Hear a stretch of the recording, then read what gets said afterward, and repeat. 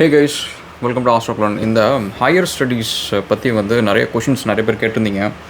And so அதுக்கு எல்லாத்துக்கும் probably ஒரு வீடியோ போட்டால் பெட்டராக இருக்கும் அப்படின்னு சொல்லிட்டு.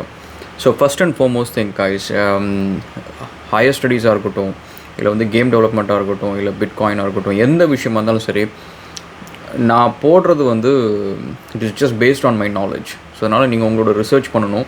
அண்ட் உங்களுக்கு எது கரெக்டு தப்பு அதை நீங்கள் வந்து ஃபஸ்ட்டு நீங்கள் எல்லாம் கிளியராக செக் பண்ணிக்கணும். So that's one thing.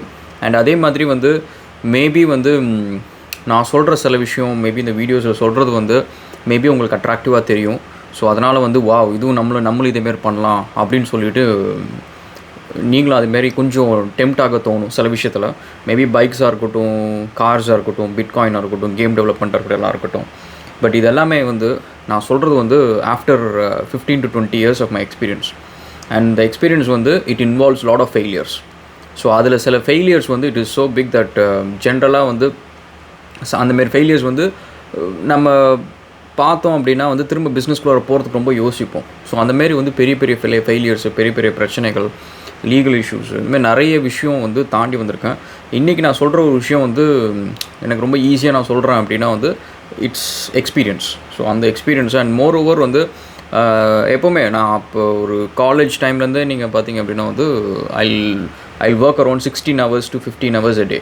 So அப்படி ஒர்க் பண்ணுவேன், நிறைய படிப்பேன்.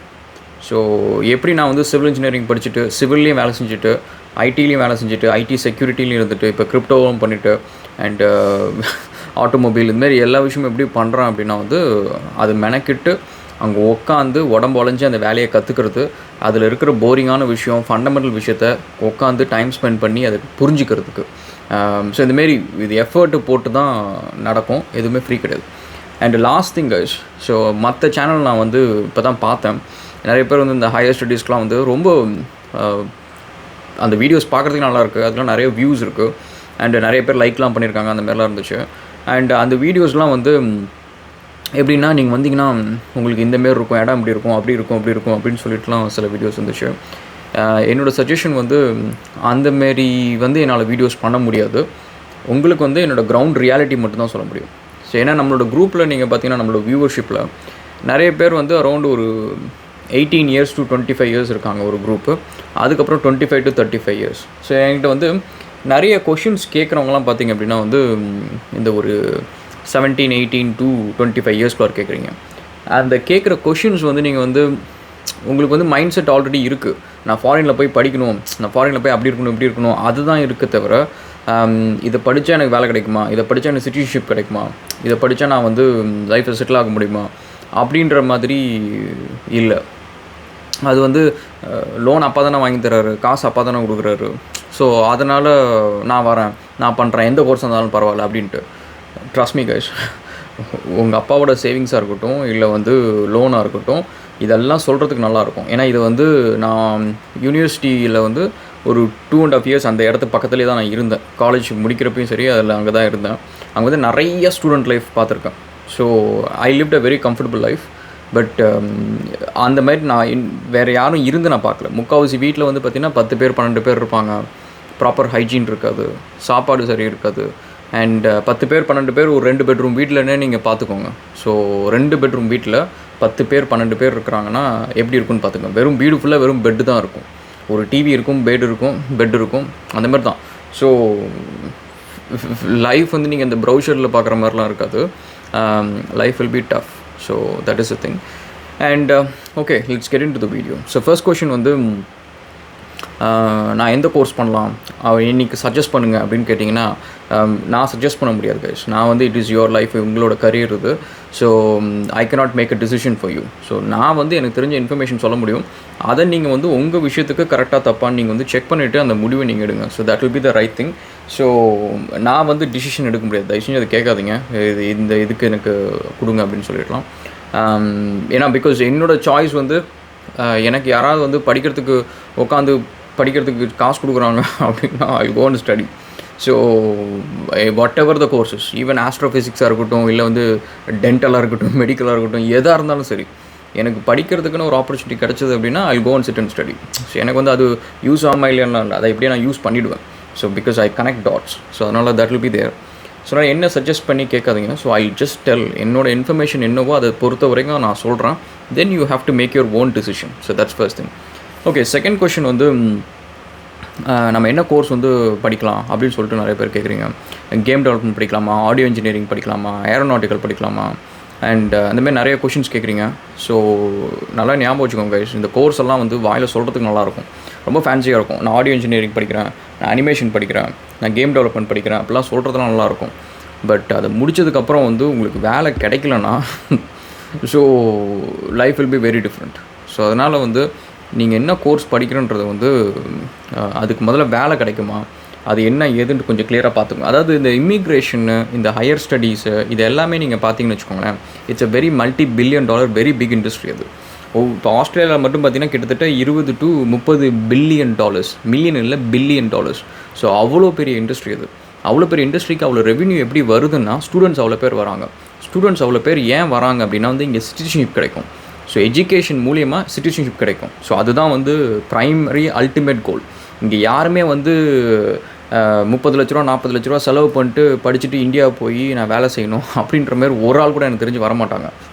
எல்லோரும் வர்றது வந்து இங்கே படித்தோமா, இங்கே ஒரு வேலை கிடச்சி இங்கே செட்டில் ஆகி சிட்டிசன்ஷிப் வாங்கிட்டு இங்கே நம்ம நல்ல லைஃப் வாழணும் அப்படின்ற மாதிரி தான் வருவாங்க.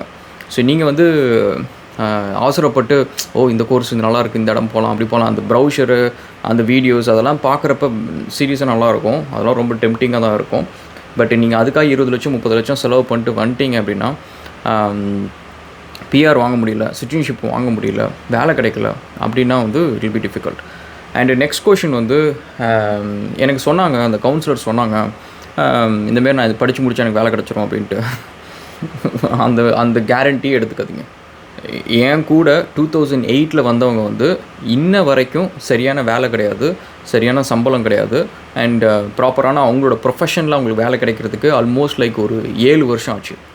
ஸோ இது எல்லார் கேஸும் கிடையாது, எனக்கு தெரிஞ்சு நான் வரிசையாக சொல்கிறேன்னே. ஸோ பயோமெடிக்கல்னு சொல்லிட்டு ஆஸ்திரேலியாவுக்கு எக்கச்சக்க பேர் வருவாங்க, பயோமெடிக்கல், வெட்னரி இதுக்கெலாம் வருவாங்க. இது எல்லாமே பார்த்திங்க அப்படின்னா வந்து இது முடித்ததுக்கப்புறம் வந்து பயோமெடிக்கலுக்கு இங்கே பெரிய இண்டஸ்ட்ரியே கிடையாது, உங்களுக்கு வேலையே கிடைக்காது, நிறைய வேலை. ஸோ எனக்கு என்னோட கூட 2008 வந்தவங்க வந்து கிட்டத்தட்ட ஒரு 8 பேர் வந்து எனக்கு தெரிஞ்சு 8 பேர் வந்து 8 பேரோ 7 பேரோ வந்து திரும்ப இந்தியா போயிட்டாங்க. ஸோ அப்போ உங்களுக்கு இந்தியா போனவங்களுக்கு நீங்கள் பார்த்தீங்கன்னா கையில் வந்து 20-30 லட்சம் லோன் இருக்கும். 20-30 லட்ச ரூபா லோனை வந்து நீங்கள் மாதம் இஎம்ஐ கட்டணுன்னா நீங்கள் பேங்க்கில் எவ்வளோன்னு மட்டும் கேட்டுக்கோங்க. ஏன்னா உங்களுக்கு பின்னாடி போனதுக்கப்புறம் உங்களுக்கு என்ன சம்பளம் கிடைக்குன்றதையும் பார்த்துக்கோங்க. இங்கே நீங்கள் ஆஸ்திரேலியாவில் பண்ணுற மாஸ்டர்ஸாக இருக்கட்டும், பிஹெச்டியாக இருக்கட்டும், இந்தியாவில் வேல்யூ கிடையாது. ஸோ அதை ஞாபகம் வச்சுக்கோங்க. ஸோ வேல்யூ கிடையாது. ஸோ நீங்கள் இந்தியாவில் ஐஐடியில் படிக்கிற வேல்யூ வேறு, இங்கே ஆஸ்திரேலியாவில் படிக்கிறது வேறு, இங்கே படிக்கிறதுக்கு அங்கே வேல்யூ கிடையாது.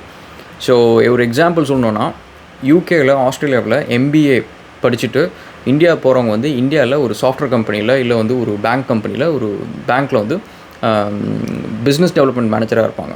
ஸோ சம்பளம் வந்து மாதம் வந்து 40,000 to 50,000 இருக்கும். ஸோ அதுதான் வந்து சம்பளம் இருக்குது இந்தியாவில். அதில் உங்கள் இஎம்ஐ வந்து 30,000 to 40,000 போயிடுச்சுன்னு வச்சுக்கோங்க. நீங்கள் வாங்கிட்டு வந்த எஜுகேஷன் லோனுக்கு மாதம் 10,000 தான் இருக்கும். அந்த 10,000த்தில் you have to live. So அதனால் இந்த சாய்ஸஸ் வந்து you have to be very very careful guys. இது வந்து இந்த ப்ரௌசர் நல்லாயிருக்கு, அவங்க கவுன்சிலர் சொல்கிறப்ப செம்மையாக இருக்குது, லைஃபு செம்மையாக இருக்கும், செம்ம ஜாலியாக இருக்கும், அதெல்லாம் நீங்கள் வந்து நிஜமாக சொல்கிறேன்னே, உங்களுக்கு அதுதான் உங்களுக்கு கண்ணுக்கு ரொம்ப அழகாக தெரியுது அப்படின்னா என்னோடய சஜஷன் நான் சொல்கிறேன். நீங்கள் வந்து ஒரு 50,000 60,000 கொடுத்து ஒரு ஃப்ளைட் டிக்கெட்டை வாங்கிட்டு ஒரு 30 நாள் 40 நாள் இங்கே வந்துட்டு ஃப்ரூட் பிக்கிங்கோ இல்லை சின்னதாக ஏதோ ஒரு வேலையாக செஞ்சுட்டு வந்து சும்மா வந்து டூரிஸ்ட் விசாமில் வந்துட்டு பார்த்துட்டு போங்க. ஸோ அது நீங்கள் பார்த்தீங்கன்னா உங்களுக்கு ரியாலிட்டி தெரிஞ்சிடும். நீங்கள் அந்த யூனிவர்சிட்டி எங்கெங்கெல்லாம் போகணுன்னு நினச்சிங்களோ அங்கெல்லாம் போய் பாருங்கள். அங்கே நிறைய நீங்கள் போகிறப்பே பார்த்தீங்கன்னா இந்தியன் ஸ்டூடெண்ட்ஸ் இருப்பாங்க, வெளியில் உட்காந்துருப்பாங்க, இங்கேயா இருப்பாங்க. அவங்க கூட பேசுங்க, தமிழ் ஆளுங்களே இருப்பாங்க, அவங்க கூட பேசுங்க, அவங்க இருக்கிற இடத்துக்கு போங்க. இது நீங்கள் பார்த்தீங்கன்னா அந்த 50,000 உங்கள் செலவு முடிஞ்சிடும். இல்லைன்னா நீங்கள் லட்சக்கணக்கில் கொடுத்துட்டு you have to face the consequences. இதுக்காக நான் வரக்கூடாது நெகட்டிவ் அப்படின்னு கிடையாது. பட் ஒரு ஆவரேஜான எஃபர்ட் போடுறதுக்காக நீங்கள் நிறைய பணம் செலவு பண்ணிட்டு வந்தீங்க அப்படின்னா ரிட்டர்ன் ஆன் இன்வெஸ்ட்மெண்ட் கிடைக்காது. So that is for sure. So okay, so next question வந்து என்ன கோர்ஸ் படிக்கலாம் அப்படின்ட்டு. டிப்ளமோ படிக்கலாமா, டிகிரி படிக்கலாமா, பேச்சுலர்ஸ் படிக்கலாமா, மாஸ்டர்ஸ் படிக்கலாமா, பிஹெச்டி படிக்கலாமா அப்படின்னு சொல்லிட்டு எனக்கு தெரிஞ்ச வரைக்கும் வந்து மாஸ்டர்ஸ் வந்து வெரி சக்ஸஸ்ஃபுல் அப்படின்னு சொல்லலாம். வெரி சக்ஸஸ்ஃபுல்னு இல்லை, கம்பேரிட்டிவ்லி வந்து அட்வான்டேஜியஸ் அப்படின்னு சொல்லலாம். ஏன்னா நீங்கள் வந்து இது படித்து முடிச்சதுக்கப்புறம் வந்து உங்களுக்கு பிஆர் அப்படின்னு சொல்லிட்டு சிட்டிசன்ஷிப் இதுக்கெலாம் வந்து ஒரு ரிக்குவயர்மெண்ட் இருக்கும். அது நீங்கள் ஃபுல்ஃபில் பண்ணால் தான் உங்களுக்கு வந்து பிஆர் கொடுப்பாங்க. ஸோ அந்த ரிக்குவயர்மெண்ட்டுக்கு நீங்கள் போகிறப்ப நீங்கள் என்ன படிச்சிருக்கீங்க, உங்களோட பாஸ்ட் எக்ஸ்பீரியன்ஸ் என்ன, கரண்ட் எக்ஸ்பீரியன்ஸ் என்ன, இதுதான் வந்து ரொம்ப important. And also your age. So இதில் வந்து இப்போ நீங்கள் வந்து இந்தியாவில் வந்து +2 முடிச்சுட்டு நீங்கள் வந்து இங்கே டிப்ளமோ வரீங்க, இல்லை +2 முடிச்சுட்டு இங்கே வந்து பேச்சுலர்ஸ் வரீங்க அப்படின்னா உங்களோட பாயிண்ட்ஸ் நீங்கள் பார்த்தீங்கன்னா என்ன உங்களுக்கு பாயிண்ட்ஸ் கொடுக்கணுமோ அந்த பாயிண்ட்ஸ் கம்மியாக இருக்கும். டிப்ளமோவுக்கு முக்கால்வாசி வந்து பிஆர்ஓ சிட்டிசன்ஷிப்க்கு கிடைக்காது. அது நீங்கள் தரவாக செக் பண்ணிக்கோங்க. யாராவது கிடைக்கும்னு சொன்னாங்கன்னா அந்த கோர்ஸில் ஏற்கனவே படித்த பசங்கள்கிட்ட பேசுங்க. அவங்க வந்து பிஆர் வாங்கியிருக்காங்களா, வேலை கிடச்சிதான்னு சொல்லி பாருங்கள். So that is very important.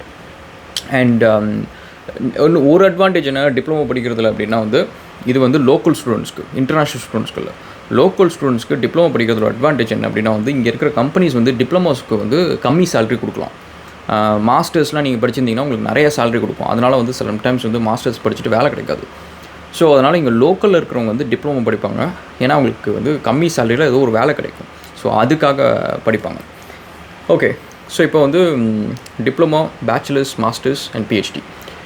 Diploma வந்து வெரி ரிஸ்கி. ஸோ நீங்கள் வந்து கேர்ஃபுல்லாக செக் பண்ணிக்கோங்க. ஏன்னா காஸ்ட்டும் வந்து இருக்கும். 2 இயர்ஸ் அந்த டைம் காஸ்ட்லாம் இருக்கும். அண்ட் உங்களுக்கு வந்து எக்ஸ்பீரியன்ஸும் இருக்காது, உங்களுக்கு வந்து மெச்சூரிட்டி இருக்காது. ஸோ அதனால் டிப்ளமோ முடிச்சுட்டு ஒரு ரொம்ப சாதாரண ஒரு வேலையில் ஆரம்பித்து உங்கள் லைஃப்பை பில்ட் பண்ணுறது அந்த யங் ஏஜில், அதை 12th முடிச்சுட்டு வந்திருக்கீங்க. ஸோ அப்படி வந்துடுறப்ப it will be very difficult. So அதனால் அதை செக் பண்ணிக்கோங்க. ஏன்னா உங்கள் கூட நீங்கள் தங்கி உங்கள் கூட இருக்கிறவங்க எல்லாருமே பார்த்தீங்கன்னா மாஸ்டர்ஸ் படிச்சுட்டு இருப்பாங்க. அதாவது அவங்க இந்தியாவில் பேச்சுலர்ஸ் முடிச்சிருப்பாங்க, எக்ஸ்பீரியன்ஸ் இருக்கும், இங்கே வந்து மாஸ்டர்ஸ் படிச்சுட்டு இருப்பாங்க. ஸோ அவங்களுக்கு இருக்கிற மெச்சூரிட்டி லெவல் வேறு லெவலில் இருக்கும். அவங்க வந்து நைட்டு பக்கமாக வேலை செய்வாங்க, ஃபேமிலியை விட்டுட்டு இருப்பாங்க. நம்ம இங்கே வந்து ஆஸ்திரேலியாவில் வந்து இந்த ஒரு 3 மாதத்துலேயே இந்தியா திரும்பி போகிற பசங்க பார்த்திங்கன்னா ஒரு குரூப் இருக்கும். நான் அம்மாவை மிஸ் பண்ணுறேன், எங்கள் வீட்டை மிஸ் பண்ணுறேன், எனக்கு யாருமே இங்கே இல்லை அப்படின்னு சொல்லிட்டு அழுவுறது, மிஸ் பண்ணுறது, இந்தமாரி சொல்லிட்டு போகிறதும் ஒரு சின்ன குரூப் இருக்கும். அது வந்து நினச்சிட்டு இருக்கலாம் நம்மலாம் அப்படி கிடையாது அப்படின்ட்டு எல்லாத்துக்கும் அந்த ஃபீலிங் வரும். ஸோ உடனே புது கான்டினென்ட்டு, நம்மளுக்கு தெரியாத ஆளுங்க. அண்டு நம்ம ஊர் மாரி ஒரு டீ கடையில் போனால் கூட வெள்ளைக்காரங்க, இப்போ நம்ம ஊரில் வந்து டீ கடையில் போனால் கூட அந்த டீ கடைக்காரர் வந்து நம்மள்கிட்ட கொஞ்சம் அன்பாக பேசுவார். ஸோ என்ன தம்பி எப்படி இருக்கீங்க அப்படின்ற மாதிரி பேசுவார் 4 தடவை பார்த்தா. இங்கே வந்து வெள்ளைக்காரங்களை நீங்கள் 1 வருஷம் பார்த்தாலும் சரி அவங்க பிள்ளைங்கள்ட்டே வந்து ரொம்ப ஒரு டிஸ்டன்ஸ் மெயின்டைன் பண்ணுற மாதிரி தான் இருக்கும். ஸோ அதனால் நீங்கள் வந்து கொஞ்சம் ரொம்ப தனியாக இருக்கிற மாதிரி தான் இருக்கும். நம்மளுக்கு இன்னும் சப்போர்ட்டே இல்லாத மாரி அப்படிலாம் இருக்கும். ஸோ அதனால் நீங்கள் அந்த +2 முடிச்சுட்டு டிப்ளமோ வரீங்க, பேச்சுலர்ஸ் வரீங்க அப்படின்னா இட் வில் பி டஃப். ஏன்னா பேச்சுலர்ஸ் அதுவும் 4 வருஷம், கோர்ஸ் ஃபீஸும் அதிகம். அண்ட் அது முடிச்சுட்டு உங்களுக்கு வேலை கிடைக்கணும் அண்ட் பிஆர் கிடைக்கணும். ஸோ இதெல்லாம் இருக்குது. ஸோ அதனால் என்னோடய சஜஷன் வந்து டிப்ளமோ, பேச்சுலர்ஸ் வந்து ஜென்ரலாக வந்து பணம் வேஸ்ட் பண்ணாதீங்க. அதுக்கு அது ஏதோ ஒரு பேச்சுலர்ஸ் அங்கே முடிச்சுட்டு இங்கே மாஸ்டர்ஸ் வாங்க, அவசரப்படாதீங்க. So it is for your good only. நீங்கள் அப்படியே ஒரு வேளை வரனாலும் அது முடித்தா உங்களோட விசா ரெக்குயர்மெண்ட்ஸுக்கு எவ்வளோ நாள் வேலை செய்யணும் அண்ட் பிஆர் எப்படி கிடைக்கும் அப்படின்றத செக் பண்ணிங்க. அண்ட் ஆல்சோ இன்னொன்று ஞாபகம் வச்சுக்கோங்க கைஸ், என்கிட்ட கேட்குற நிறைய பேர் சொல்கிற ஒரு விஷயம் என்னன்னா, ராகுல் இதை நான் முடிச்சு எனக்கு 2 இயர்ஸ் வேலை செஞ்சால் போதுமே, எனக்கு பிஆர் கிடச்சிருமே அப்படின்ட்டு. 2 இயர்ஸ் வேலை செஞ்சால் போதும், பட் அந்த 2 இயர்ஸ் எந்த வேலை செஞ்சால் போதும்னு இல்லை. You have to work in the same profession. நீங்கள் ஒரு டென்டிஸ்ட்ரி படிச்சிருக்கீங்க அப்படின்னா நீங்கள் வந்து டென்டிஸ்ட்டாக வேலை செய்யணும். நீங்கள் வந்து இப்போ சிவில் இன்ஜினியரிங் படிச்சிங்கன்னா சிவிலில் வேலை செய்யணும். நீங்கள் போய் ஐடியில் வேலை செஞ்சீங்கன்னா உங்களுக்கு பிஆர் கொடுக்க மாட்டோம், சிட்டிசன்ஷிப் கொடுக்க மாட்டோம். ஸோ அதனால் நீங்கள் என்ன படிச்சிங்களோ அது ரிலவெண்ட்டான எக்ஸ்பீரியன்ஸில் நீங்கள் வேலை செய்யணும். So that is the most important thing. So அதுதான் வந்து பெரிய விஷயமே. ஏன்னா அது வேலை கிடைக்கிறது அவ்வளோ ஈஸி கிடையாது. ஏன்னா உங்களோட விசா ஸ்டேட்டஸ் வந்து ஸ்டூடெண்ட் விசான்னு இருக்கும், 457 அந்தமாரி தான் ஒரு சப் கிளாஸில் இருக்கும். But it is workable visa. But இங்கே இருக்கிற ரெக்ரூட்டர்ஸ்க்கு வந்து உங்களுக்கு ஒரு எக்ஸாம்பிள் சொல்கிறேன்னா, சார் நம்ம ஊரில் நீங்கள் நாக்ரி போங்க, ஏதோ ஒரு கம்பெனியை கால் பண்ணுங்கள், நல்ல பெரிய கம்பெனியை கால் பண்ணுங்கள். கால் பண்ணிட்டு இந்தமாரி நான் வந்து துபாயிலேருந்து வந்திருக்கேன், நான் துபாய் சிட்டிசன்னு, இங்கே வந்து நான் ஒர்க் பண்ணலாம், எனக்கு பெர்மிட் இருக்குது, இந்த வேலைக்கு நான் அப்ளை பண்ண முடியுமா அப்படின்னு சொல்லிவிட்டு நீங்கள் வந்து இந்தியாவில் சென்னையில் இருக்கிற ஒரு கம்பெனிக்கு நீங்கள் கால் பண்ணி கேளுங்க. அவங்க என்ன சொல்லுவாங்கன்னா, இதெல்லாம் எங்களுக்கு தெரியாது, நீங்கள் அப்ளை பண்ணாதீங்க, நாங்கள் அப்பெல்லாம் ரெக்ரூட் பண்ண மாட்டோம், எங்களுக்கு வந்து இந்தியன் சிட்டிசன் வேணும் அப்படின்ட்டுருவாங்க. அதாவது என்னென்னா, உங்களுக்கு வந்து எலிஜிபிள் ஒர்க் வீசா இருக்குது, அது மீன்ஸ் நீங்கள் ஒர்க் பண்ணலாம், ஒரு பிரச்சனையும் கிடையாது. பட் இருந்தாலும் உங்களை ரெக்ரூட் பண்ணல. ஏன் பண்ணல அப்படின்னா, அந்த ரெக்ரூட்டருக்கு இது தேவையில்லாத தலைவலி. லோக்கல்லே 1000 கேண்டிடேட்ஸ் இருக்காங்க, எதுக்கு மெனக்கிட்டு உங்களை போய் எடுத்து உங்கள் வீசாவை செக் பண்ணுறதுக்கு நான் காசு கொடுத்து பேக்ரவுண்ட் வெரிஃபிகேஷன் பண்ணி அண்டு நீங்கள் வந்து இந்த வீசாவை வச்சுக்கிட்டு நீங்கள் எங்கேருந்து வரீங்க, யார் பண்ணுறீங்க அப்படின்றது ட்ரஸ்ட் இஷ்யூவும் இருக்குது. ஸோ இதனால் என்னென்னா, உங்களை ப்ரிஃபர் பண்ணுறது பதிலாக லோக்கல்லே கேண்டிடேட்ஸ் இருப்பாங்க. ஒரு லோக்கலில் ரீசோர்ஸே இல்லைனா தான் உங்கள்கிட்ட வருவாங்க. ஸோ இப்போ இதே சினாரியோ நீங்கள் வந்து ஆஸ்திரேலியாவுக்கோ கனடாவுக்கோ அயர்லாண்டுக்கோ எடுத்துக்கோங்க. ஸோ நீங்கள் வந்து ரெஸ்யூமே அனுப்புறீங்க, நான் வந்து ஒரு வெப் டெவலப்பர், நான் ஒரு கேம் டெவலப்பர், சிவில் இன்ஜினியர் சொல்லி அனுப்புறீங்க. அது வந்து ஒர்க் வீசா வந்து ஸ்டூடெண்ட் வீசான்னு போட்டிருக்கீங்க. ஸ்டூடெண்ட் வீசானாலும் முக்கால்வாசி எடுக்க மாட்டாங்க. ஏன்னா ஸ்டூடெண்ட் வீசாவுக்கு வந்து 20 மணி நேரம் தான் ஒர்க்கு அலௌடு அந்த ஸ்டூடெண்ட் வீசாவில் இருக்கிறப்ப. நீங்கள் அந்த கோர்ஸ் முடிச்சதுக்கப்புறம் வந்து நீங்கள் அன்லிமிட்டடாக ஒர்க் பண்ணலாம். பட் அதுக்கு முன்னாடி வந்து 20 மணி நேரம் தான் ஒரு வீக் ஒர்க் பண்ணணும். ஸோ அந்த ரிக்குவயர்மெண்ட் வந்து நிறைய எம்ப்ளாயர்ஸ்க்கு தெரியாது. தெரிஞ்சு ஏற்கனவே ரெக்ரூட் பண்ண எம்ப்ளாயர்ஸ்க்கு வந்து பிரச்சனை வந்திருக்கும். ஒரு பிரச்சனை என்ன அப்படின்னா வந்து ஸ்டூடெண்ட்ஸ் வந்து ஒரு வேலை மட்டும் செய்ய மாட்டாங்க 20 மணி நேரத்துக்கு. இங்கே ஒரு வேலை செய்வாங்க, இதை முடிச்சுட்டு ஒரு ரெஸ்டாரண்ட்டில் ஒரு 20 மணி நேரம், அதுக்கப்புறம் இன்னொரு இடத்துல ஒரு ஸ்டேப்பிளில் ஒரு 20 மணி நேரம், ஃப்ரூட் பிக்கிங் அப்படின்னு சொல்லிட்டு நிறைய வேலை செய்வாங்க. இது என்ன ஆகும் அப்படின்னா ஏடிஓன்னு இருக்குது. நம்ம ஊரில் எப்படி இன்கம் டேக்ஸ் இருக்கும், இங்கே அதேமாதிரி ஏடிஓன்னு இருக்கும்.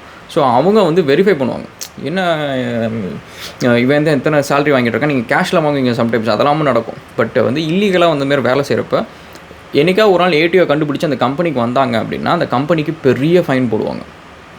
நீங்கள் எப்படி வந்து இந்த பையனை நீங்கள் வேலைக்கு வைக்கலாம், 20 மணி நேரம் தான் உனக்கு லிமிட்டு, அவன் ஆல்ரெடி 20 மணி நேரம் வேறு கம்பெனியில் வேலை செஞ்சுட்டான், உங்கள் கம்பெனியில் வந்து எப்படி நீங்கள் வைக்கலாம் அப்படின்னு சொல்லிட்டு அவங்களுக்கு ஒரு ரிஸ்க் இருக்குது. ஸோ இது வந்து நிறைய ரெக்ரூட் பண்ணுற கம்பெனிஸ்க்கு வந்து தெரியும், சில கம்பெனிஸ்க்கு தெரியாது. பட் இருந்தாலும் அரசல் புரசலாக அந்த விஷயம் தெரியும்ல. ஸோ அதனால் வந்து ரெக்ரூட் பண்ணுறது கொஞ்சம் யோசிப்பாங்க. ஸோ அது ஒரு இஷ்யூ இருக்குது. அண்ட் செகண்ட் வந்து இப்போ நீங்கள் படித்து முடிச்சிட்டிங்க, 2 இயர்ஸ் படித்து முடிச்சிட்டிங்க, அதுக்கப்புறம் நீங்கள் ஃபுல் டைமாக ஒர்க் பண்ணலாம். ஸோ அப்போ வந்து உங்களோட ரெஸ்யூமேல நீங்கள் போடணும்ல, என்ன வீசாவில் போட்டிருக்கீங்க ஒர்க் பண்ணுறீங்க அப்படின்ட்டு. ஸோ அது வந்து லெட்ஸே நான் வந்து சப் கிளாஸ் 457, ஸோ எனக்கு வந்து ஃபுல் டைம் நான் ஒர்க் பண்ணலாம், ஒர்க் பர்மிட் இருக்குது அப்படின்னு சொல்லிட்டு நீங்கள் வந்து போடுறீங்க, உங்கள் ரெஸ்யூமேல போடுறீங்க. இப்போ அந்த ஹெச்ஆருக்கு அந்த வீசானா என்னென்னு தெரியணும். அந்த ஹெச்ஆருக்கு ஒர்க் வீசா உங்களோட ஒர்க் வீசா வேலிடாக இல்லையான்னு தெரியணும். அதுக்கு வந்து அவங்க என்ன பண்ணணும், இமிக்ரேஷன் வெப்சைட்டிலோ இமிக்ரேஷன் யாருக்கு ஒருத்தங்களுக்கு கால் பண்ணி, அந்த கால் வந்து நீங்கள் ஒன்றும் இல்லை, ஆஸ்திரேலியன் இமிக்ரேஷன் நீங்கள் கால் பண்ணுங்களா, நீங்கள் கால் பண்ணிங்கன்னா நீங்கள் வெயிட் பண்ணுவீங்க க்யூவில், ஒரு 2 hours 3 hours வெயிட் பண்ணுவீங்க. 2 hours 3 hours வெயிட் பண்ணி இந்த உங்களோட சப் கிளாஸ், உங்களோட டீட்டெயில்ஸு, பாஸ்போர்ட் நம்பர் எல்லாத்தையும் கொடுத்து வெரிஃபை பண்ணி, அதுக்கப்புறம் வந்து ஓகே இவருக்கு வந்து ஒர்க் எலிஜிபிலிட்டி இருக்குது, இவங்க வந்து ரெக்ரூட் பண்ணலாம் அப்படின்னு சொல்லிட்டு பண்ணலாம். நீங்கள் யோசிச்சு பாருங்கள், நீங்களே ஒரு ஹெச்ஆராக இருக்கீங்கன்னு வச்சுக்கோங்க, ஒரு வேலை போஸ்ட் பண்ணுறீங்க, அதுக்கு வந்து 1000 ரெஸ்யூமே வந்திருக்கு.